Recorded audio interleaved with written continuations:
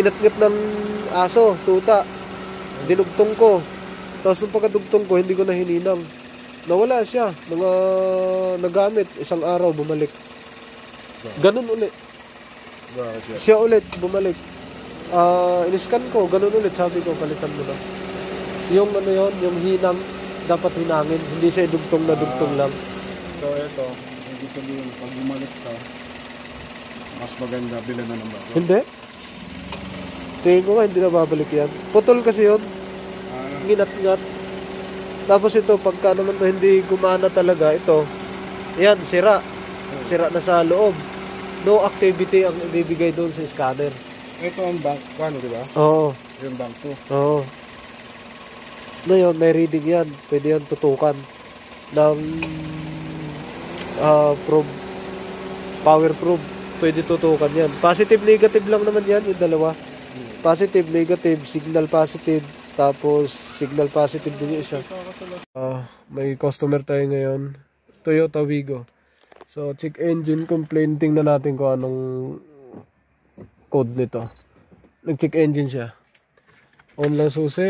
Alright, so yun, check engine. Sa mga Toyota, hindi namamatay yan. Ay, mamamatay lang yan pagka in-start. Tingnan natin. On lang. Tapos magre-reading tayo na naka-off yung susi, tapos yung naka-under yung makina. Para dalawa yung may pagbasihan tayo sa data stream. 16 pin. Okay.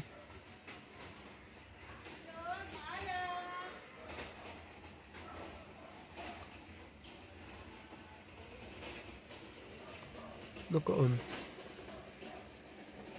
Ang tagal basahin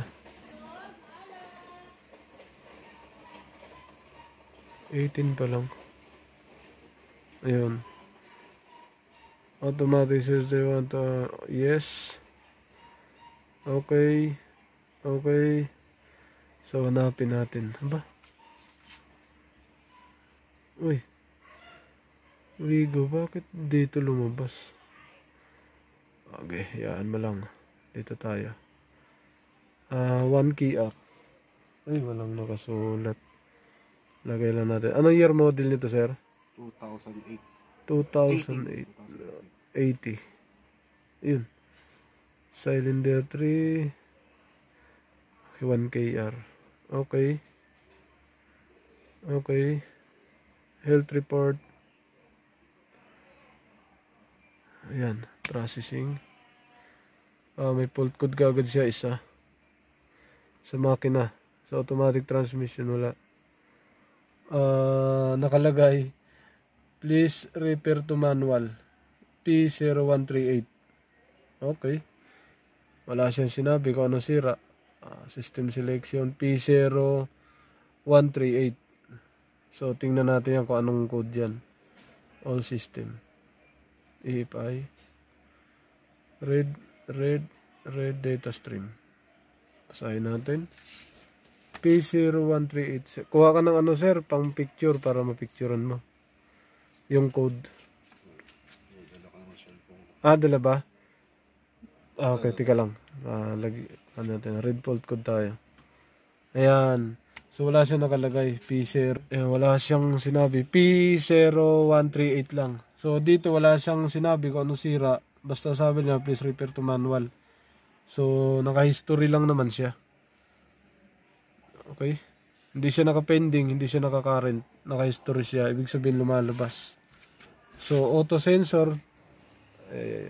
Para makuha natin picture mamaya. Ano ba tayo?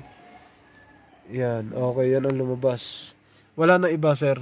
Toyota Wigo nilagay mo. Okay, so clear natin to. Wag muna. Hindi ko muna i-clear. Read data stream muna tayo. Basahin ko muna yung auto sensor kung may reading siya rito. Bago natin i-delete. Auto sensor. So, sabi ni sir, history, nagkakaganon daw yun dati. Tapos, pabalik-balik, tapos na-fix niya. Tapos, naayos naman. Tapos, nung binaha, nagkaroon ulit. Tapos, nakatali na. Okay naman. So, basahan lang natin dito. habang maandar. Tingnan ko dito. Acceleration. Yan.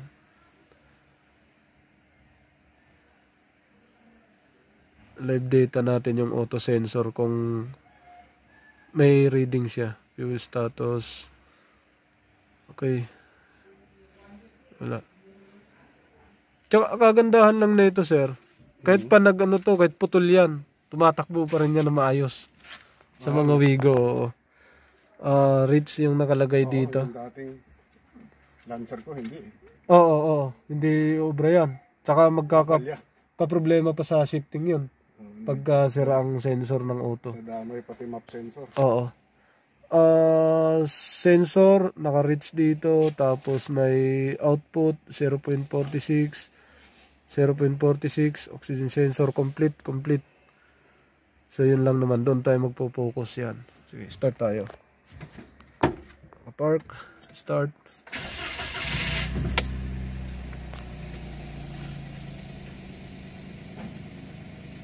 Okay. So, good idling. Rev natin. Wala naman delay. Dito, naka-reach na siya. Hindi naman siya nagbago. Yan. 0.5, 0.46. Rev tayo. Yun. Okay naman. Isa pa. Okay. Good. Buksan natin yung aircon para magkaroon ng load. 0.7. Nag-lane. 0.5, 0.6. Ito nagbabago naman. Apak ulit tayo accelerator. Rates, lane. Okay naman. Complete lahat. Hindi naman siya nag 0-0.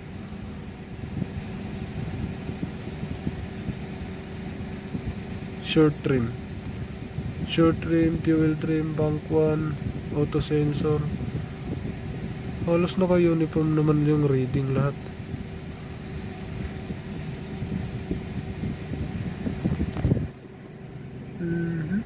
Mainit na.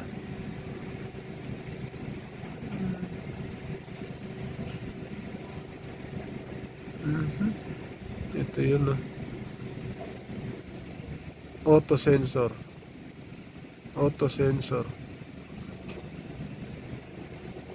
Bank 1 trim. Hindi kasama yan. Dito tayo. Hindi kasama. Dito. Yan. Okay naman. Nagpapalit-palit naman siya. Hindi naman siya nag-stay sa 0 volts. 0. Meron siya. May ano siya. Activity. Ngayon, dahil naayos naman ni sir, so nag-reading tayo ng hindi nakabura, buburahin natin. Tapos reading ulit natin na naka-delete siya. Read fault code. Pag ito hindi natanggal, repair to manual, clear natin. Up. Back.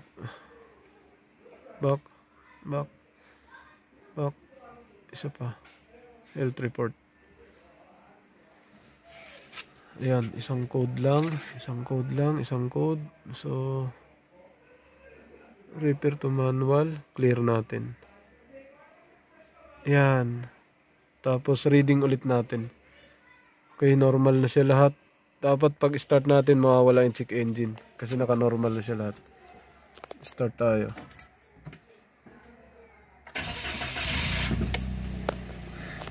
Sluggish yung ano no?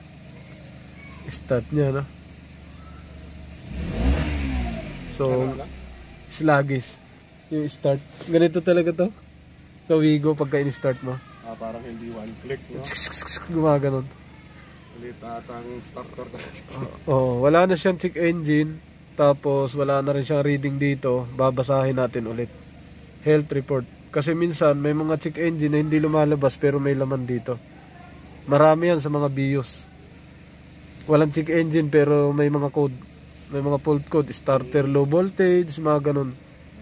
Meron yan. Marami yan pagka BIOS. Kahit walang check engine. So yan, pwede nating hatawin to ng apak para magkaroon ng volume ang init saka yung hangin sa auto sensor. Tingnan natin kung babalik siya. Tapos babasahin muna natin yung kanyang auto sensor ulit. Okay. Babasahin na natin na naka-off na. Nakatanggal na yung check engine yan. Wala naman check engine. Tingnan natin dito kung pareha sila ng reading. Okay. Auto sensor yan. Auto sensor. Maraming magagaling dyan, sir, sa ano? Dito sa... Sa TIA? Oo. Wala na akong bilib sa kanila. Nagbabago-bago. Baka mainit na. Mabilis siya magbago. Number of diagnosis code, wala. May 1 yung kanina, ito sa taas. May 1 yan, may 1 to. Ito 0 kanina. Ito lang may 1. Yun lang. Ano lang pala yun? Yun o.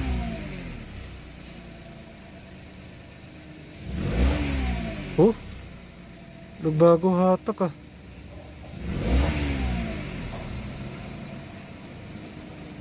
Medyo nagkaroon ng puwersa oh. Hindi ko lang alam. Baka naapakan ko ng...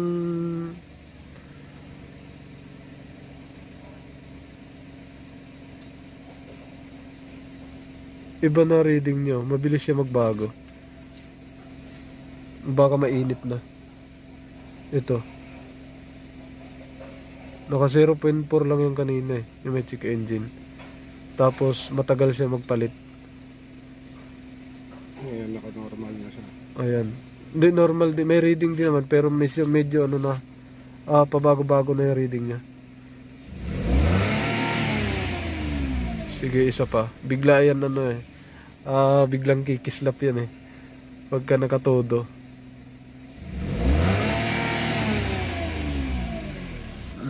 4,000 lang talaga.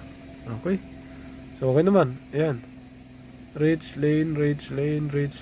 Buksan natin yung aircon. Nakabukas yung aircon. Yan, mabigat kasi makina niyan. May load. Mabigat ang makina. Magbabago ang reading niyan ngayon. Ayan o. Matagal siya nag-lane o. Naka-reach siya o. Diba? Tagal. Nag-08. Ayan, sinasabi ko matagal siya mag-reading. May load na siya. 04, 08, naka-reach. Patayin natin, mabilis yan mag-reading. Tapos lane ka agad yan. Diba, nawala na, nag 0.1, tapos papalit-palit na siya. Yan. So, walang load. Sakto, itong normal reading niya. Yan. Okay, pag nagbukas tayo ng aircon yan, papalit-palit na siya. Lane, reach. Depende kasi yan kasi binabasa niya to. Yung baba. Ngayon, buksan natin aircon. May load yan. Iba ang pasok niyan sa exhaust. So, magbabago din reading niyan. Rev natin. Mabigat na yan. May laman na yan. Yan. Okay. Yan na. Yan na siguro normal reading niya. Nakatay na yung aircon, papalit-palit na siya. Pag nagbukas, pag nagload, pipigil sa 0.8. Tapos nag-reach. Okay. Yan yung reading normal nito, sir. Complete. Oxygen sensor monitoring. Hindi siya nag-0. O hindi siya nag-incomplete. Incomplete. Parehas lang sila. Hindi sila Oops.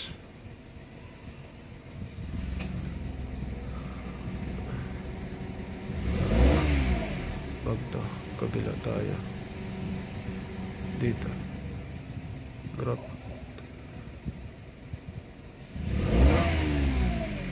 Pareho lang din. Value. 0.4. Grab.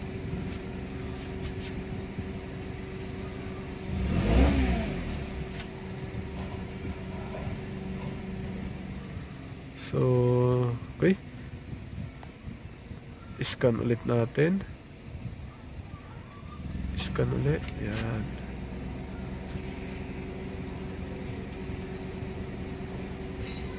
Screenshot mo, sir. Yun, wala na siya. Hindi siya lumabas. Pwedeng painitin din yan. Off natin. Tapos, pwedeng painitin mo rin, sir. Medyo magaspang siya. Siguro pag malamig. Bumaba na yung idle. Normal na siya lahat. So, tingnan ko lang yung oxygen sensor.